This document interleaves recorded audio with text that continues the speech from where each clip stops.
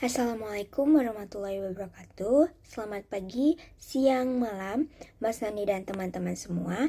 Perkenalkan, nama saya Bintang Khairunisa dengan NPM 623210011. Saya di sini akan mempresentasikan mengenai Business Psychology Framework atau kerangka kerja psikologi bisnis. Kerangka ini sangat penting karena dunia bisnis tidak hanya bergantung pada strategi, modal, atau keuntungan, melainkan juga pada aspek-aspek psikologi manusia di dalam organisasi.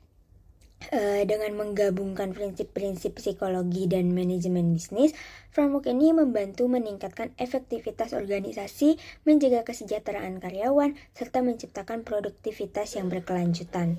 Selanjutnya ada Strategic Direction Capital, yaitu model arah strategi adalah fondasi yang mengarahkan perusahaan menuju tujuan jangka panjang.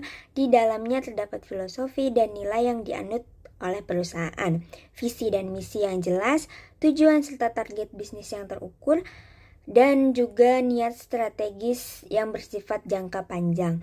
Filosofi dan nilai berfungsi sebagai identitas. Misalnya, perusahaan seperti Patagonia yang menjadikan keberlanjutan lingkungan sebagai nilai inti. Visi dan misi membantu menjelaskan mengapa perusahaan didirikan dan apa yang ingin dicapai. Seperti Google yang berfokus pada mengorganisasi informasi dunia. Selanjutnya, tujuan dan target bisnis memberi arah yang konkret. Contohnya e-commerce yang ingin menaikkan transaksi 30% dalam setahun. Terakhir, niat strategis atau strategic intent memberikan arah besar perusahaan. Misalnya, keinginan menjadi pemimpin pasar dalam 5 tahun. Semua aspek ini membentuk arah strategis yang solid dan konsisten. Selanjutnya ada Organizational Capital. Model organisasi membicarakan bagaimana sebuah perusahaan dikelola agar dapat mencapai tujuannya. Hal ini mencakup kepemimpinan yang efektif, budaya organisasi yang mendukung produktivitas, infrastruktur serta teknologi manajemen, dan pengelolaan informasi yang baik. Kepemimpinan dan manajemen yang efektif terlihat ketika seorang CEO mampu memberikan arahan strategi yang jelas kepada seluruh departemennya. Budaya organisasi juga sangat berperan. Misalnya, perusahaan startup yang menciptakan suasana kerja kolaboratif untuk memacu kreativitas, infrastruktur fisik dan digital perlu diperkuat, seperti penerapan otomatisasi untuk mempercepat pengambilan keputusan. Selain itu, perusahaan juga harus pandai mengelola informasi. Contohnya, dengan sistem cloud yang memungkinkan karyawan mengakses data kapan saja. Organisasional kapital yang kuat akan membuat perusahaan lebih tangguh dalam menghadapi berbagai tantangan. Selanjutnya, ada human capital. Model manusia adalah salah satu pilar terpenting dalam kerangka kerja ini. Human capital mencakup kompetensi individu, kemampuan kerjasama tim, kompetensi organisasi, serta kompetensi sosial dan lingkungan. Kompetensi individu dapat terus ditingkatkan melalui pelatihan, misalnya pelatihan digital marketing atau keterampilan teknis lainnya. Kemampuan kerjasama tim juga vital, sehingga perusahaan perlu mengadakan kegiatan team building untuk memperkuat komunikasi dan kolaborasi. Kompetisi organisasi terbentuk dari gabungan kemampuan individu dan tim, sehingga perusahaan memerlukan sistem pengembangan talenta agar potensi karyawan bisa dimaksimalkan. Di sisi lain, perusahaan juga harus bertanggung jawab terhadap masyarakat dan lingkungan, misalnya dengan program Corporate Social Responsibility atau CSR yang memberdayakan masyarakat dan menjaga kelestarian lingkungan. Semua elemen ini menjadikan modal manusia sebagai aset paling berharga bagi keberhasilan bisnis. Selanjutnya ada business result.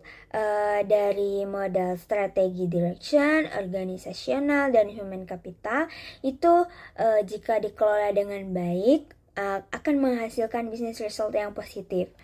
Hasil yang diharapkan adalah sustainable business, excellence, dan happiness, yaitu keunggulan bisnis yang berkelanjutan sekaligus kebahagiaan bagi karyawan. Perusahaan yang mampu menjaga kesejahteraan karyawan, memiliki budaya kerja yang positif, serta memanfaatkan teknologi dengan optimal akan mendapatkan pertumbuhan yang stabil. Tidak hanya keuntungan yang tercapai, tetapi juga loyalitas dan kebahagiaan karyawan yang akan menjadi nilai tambah bagi perusahaan. Dilanjut dengan external force. Selain faktor internal seperti tadi, perusahaan juga tidak bisa mengabaikan faktor eksternalnya yang memengaruhi hasil bisnis. Faktor ini mencakup persaingan pasar yang semakin ketat, kondisi ekonomi yang fluktuatif, hingga tren konsumen yang terus berubah. Perusahaan yang tanggap dan adaptif terhadap perubahan eksternal akan lebih mampu bertahan, bahkan bisa unggul dibandingkan pesaingnya. Oleh karena itu, selain membangun fondasi internal, organisasi juga perlu selalu memantau lingkungan eksternal sebagai bentuk kesiapan menghadapi tantangan.